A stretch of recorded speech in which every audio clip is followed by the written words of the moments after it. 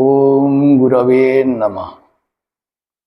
आसंतु प्रथमे महर्षि पतंजलि को टिके प्रणाम करिवा।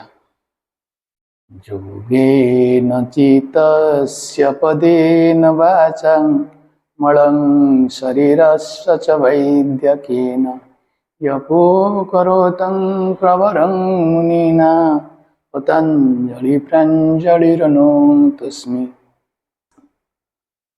योगेन चित्तस्य पदेन वाचा, योग द्वारा चित्त वा मन एवं पदेन वाचा पद द्वारा वाणी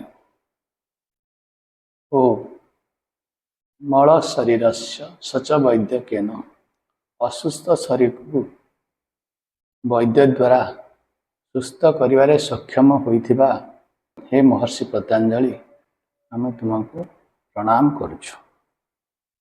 महर्षि पतंजलि चारोटी पाद लिखिछन्ति। प्रथम पाद हला समाधि पाद, द्वितीय पाद हला साधना पाद, तृतीय पाद हला विभूति पाद एवं चतुर्थ पाद हला कैवल्य पाद। एही चारिटी पादरे से 195टी सूत्र लिखिछन्ति।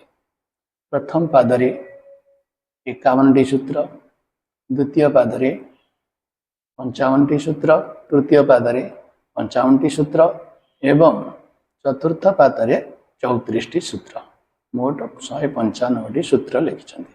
से 195टी सूत्र गणित सूत्र परि हमें जमती गणित सहजरे सूत्र देले समाधान हुए, जीवन सहज और सरलीकरण पाई ये सूत्र निहाती आवश्यक। साधना पादरे 29 नंबर सूत्र रे सी अष्टांग योग विषय वर्णना करछन्ति। अष्टांग योग कौन? यम नियम आसन प्राणायाम प्रत्याहार धारणा ध्यान समाधि यो अष्ट योगानि। अष्ट योग कौन? यम नियम आसन प्राणायाम प्रत्याहार धारणा ध्यान समाधि यही अष्ट अंग अष्ट योगरे नामित। नियम हला अहिंसा सत्य अस्तेय ब्रह्मचर्य अपरिग्रह यमाः। नियम शौच संतोष तप स्वधैर्य ईश्वर प्रणधानानि नियमाः।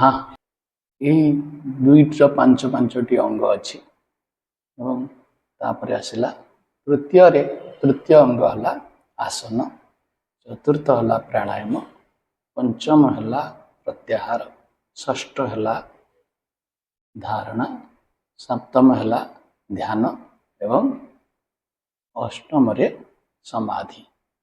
असंति के जानिले एबे मुख्य प्राणायाम रे गोटे करदबा कपाल भाती प्राणायाम। कपालर भाती बढ़िबो, उज्ज्वलता आसीबो, टिके ई प्राणायाम करदबा। मेरुदंड सीधा रखिबा एवं आखि कोमलता सह बंद करिबा, श्वास उपरे ध्यान देबा। आसंतु कपाल भाती प्राणायाम आरंभ करिबा।